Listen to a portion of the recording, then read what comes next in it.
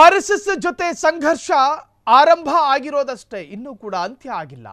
ಮತ್ತೆ ಪ್ರಿಯಾಂಕ್ ಖರ್ಗೆ ಆರ್ಎಸ್ಎಸ್ ವಿರುದ್ಧ ಗುಟುರು ಹಾಕಿದ್ದಾರೆ. ಆರ್ಎಸ್ಎಸ್ ಸಂಘದ ಅನೇಕ ಮುಖಗಳನ್ನು ಬಿಚ್ಚಿಡಲಿದ್ದೇನೆ, ಆರ್ಎಸ್ಎಸ್ಸಿನ ಅನೇಕ ಕರಾಳ ಮುಖಗಳನ್ನು ಬಿಚ್ಚಿಡಲಿದ್ದೇವೆ, ಆರ್ಎಸ್ಎಸ್ ಸಂಘದ ಅನೇಕ ಮುಖಗಳನ್ನು ಬಿಚ್ಚಿಡಲಿದ್ದೇವೆ. ಇದು ಹೇಳ್ತಿರೋದು ಯಾರು? ಪ್ರಿಯಾಂಕ್ ಖರ್ಗೆ. ಕೆಕೆಆರ್ಡಿಬಿ ಹಣ ಹೇಗೆಲ್ಲ ದುರ್ಬಳಕೆಯಾಯಿತು, ಕಲ್ಯಾಣ ಕರ್ನಾಟಕ ಅಭಿವೃದ್ಧಿ ನಿಗಮ ಅಂತ ಅದರ ಅರ್ಥ. ಆಧಾರ ಸಹಿತವಾಗಿ ರಾಜ್ಯದ ಜನರ ಮುಂದೆ ಇಡ್ತೀನಿ ಹೇಳಿದ್ಯಾರು? ಪ್ರಿಯಾಂಕ್ ಖರ್ಗೆ. ಸಂಘ ಪರಿವಾರದ ಅನೇಕ ಜನರ ಮುಖವಾಡ ಬಯಲು ಮಾಡ್ತೀನಿ. ಆರ್ಎಸ್ಎಸ್ ವಿರುದ್ಧ ಆಕ್ರೋಶ ಹೊರಹಾಕಿದ ಪ್ರಿಯಾಂಕ್ ಖರ್ಗೆ. ಆರ್ಎಸ್ಎಸ್ ಜೊತೆ ಸಂಘರ್ಷ ಇದು ಪ್ರಾರಂಭ ಅಷ್ಟೇ, ಅಂತ್ಯ ಅಲ್ಲ ಅಂತ ಹೇಳ್ತಾರೆ. ಕಲ್ಯಾಣ ಕರ್ನಾಟಕ ಪ್ರದೇಶ ಅಭಿವೃದ್ಧಿ ಮಂಡಳಿ ಕೆಕೆಆರ್ಡಿಬಿ ಅಂತ ನಾವೇನು ಕರಿತೀವೋ ಆ ನಿಗಮ ಮಂಡಳಿಯ ಹಣವನ್ನ ಕಲಬುರಗಿಯಲ್ಲಿ ಈ ಹಿಂದೆ ಬಿಜೆಪಿ ಇತ್ತಲ್ಲ ಆಡಳಿತದಲ್ಲಿ 2022ರ ಡಿಸೆಂಬರ್ ಅಂತ್ಯದವರೆಗೆ ನಮ್ಮ ರಾಜ್ಯವನ್ನು ಆಳಿದ್ದು ಬಿಜೆಪಿ ಆಡಳಿತ. 2023ರಲ್ಲಿ ಅಸೆಂಬ್ಲಿ ಎಲೆಕ್ಷನ್ ಆಯ್ತಲ್ಲ. ಸೊ ಅವರ ಕಾಲಾವಧಿಯಲ್ಲಿ ಕಲಬುರಗಿಯ ಚಿತ್ತಾಪುರ ಪ್ರದೇಶ ಕಲ್ಯಾಣ ಕರ್ನಾಟಕ ಅಭಿವೃದ್ಧಿ ನಿಗಮ ಮಂಡಳಿಯಲ್ಲಿದ್ದ ಹಣ ಒಂದೊಂದು ಪ್ರಾಧಿಕಾರಕ್ಕೂ, ಒಂದೊಂದು ನಿಗಮಗಳಿಗೂ, ಒಂದೊಂದು ಮಂಡಳಿಗಳಿಗೂ ಪ್ರತ್ಯೇಕವಾದಂಥ ಅನುದಾನಗಳನ್ನು ಕೊಡಲಾಗಿರುತ್ತೆ. ಆ ಹಣವನ್ನು ಕಲ್ಯಾಣ ಕರ್ನಾಟಕ ಅಭಿವೃದ್ಧಿಗೆ ಬಳಸಬೇಕು. ಅದನ್ನು ಹೊರತುಪಡಿಸಿ ಈಗ ಮುಜರಾಯಿ ಇಲಾಖೆಯ ಆದಾಯದ ಹಣ ದೇವಸ್ಥಾನಗಳಿಗೆ ಉಪಯೋಗಿಸಬೇಕು. ಅದು ಬಿಟ್ಟು ಬೇರೆ ನೀವೆಲ್ಲೋ ಸೇತುವೆ ಕಟ್ತೀನಿ, ಬೇರೆಲ್ಲೋ ಮೋರಿ ಕಟ್ತೀನಿ, ಆಗಲ್ಲ. ಸೊ ಕಲ್ಯಾಣ ಕರ್ನಾಟಕದ ಅಭಿವೃದ್ಧಿ ಮಂಡಳಿಯ ಹಣ ಅದಕ್ಕೆ ವ್ಯಯಿಸಬೇಕು.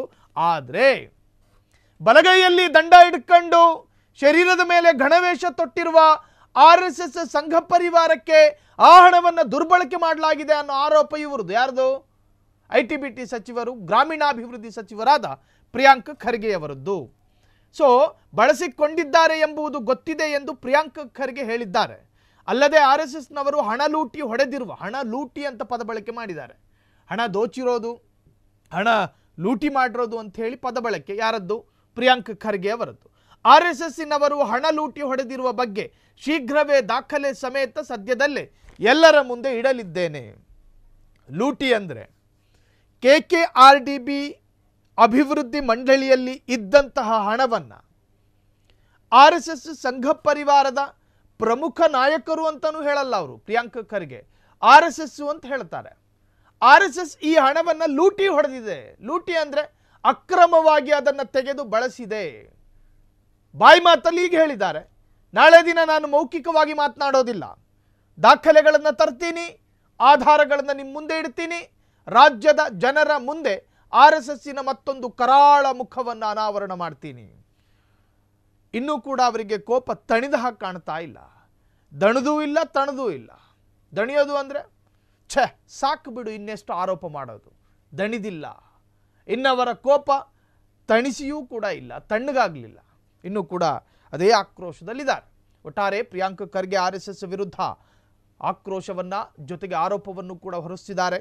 ಅಲ್ಲಿ ಒಂದಷ್ಟು ಮಾಧ್ಯಮ ಮಿತ್ರರು ಕೇಳಿದಂತಹ ಪ್ರಶ್ನೆಗೆ ಇನ್ನೇನು RSS ವರ್ಸಸ್ ಪ್ರಿಯಾಂಕ್ ಖರ್ಗೆ ನಿಂತ್ಕೋಬಹುದಾ ಅಂತ ಕೇಳಿದಕ್ಕೆ ಇದು ನಿಲ್ಲುವುದಲ್ಲ, ಈಗಷ್ಟೇ ಆರಂಭ ಆಗಿದೆ ಅಂತ ಹೇಳಿಯೂ ಕೂಡ ಪ್ರಿಯಾಂಕ್ ಖರ್ಗೆ ಅದಕ್ಕೆ ಉತ್ತರಿಸ್ತಾರೆ. ಕ್ಷಣ ಕ್ಷಣದ ಸುದ್ದಿಗಳಿಗಾಗಿ ಫ್ರೀಡಂ ಟಿವಿ ಸಬ್ಸ್ಕ್ರೈಬ್ ಮಾಡಿ, ಲೈಕ್ ಮಾಡಿ ಹಾಗೂ ಫಾಲೋ ಮಾಡಿ. ಹೊಸ ಸುದ್ದಿಗಳ ನೋಟಿಫಿಕೇಶನ್ಗಾಗಿ ಬೆಲ್ ಐಕಾನ್ ಮೇಲೆ ಕ್ಲಿಕ್ ಮಾಡಿ.